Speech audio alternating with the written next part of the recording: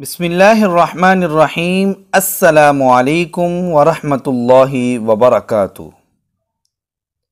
ایک دوسرے پر فخر کرنے کے لیے نہیں بلکہ خالصتاً اللہ تعالیٰ کی رضا کے لیے قربانی کرنی چاہیے۔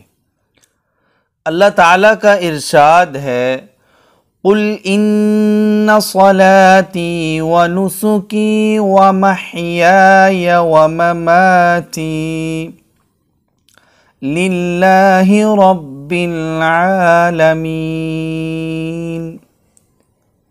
کہہ دیجئے کہ بے شک میری نماز، میری قربانی، میری زندگی اور میری موت صرف اللہ تعالیٰ کے لیے ہے جو تمام جہانوں کا رب ہے۔ سورہ الانعام آیت نمبر 162۔ هذا القرآن يوحدنا لطريق الخير يوجهنا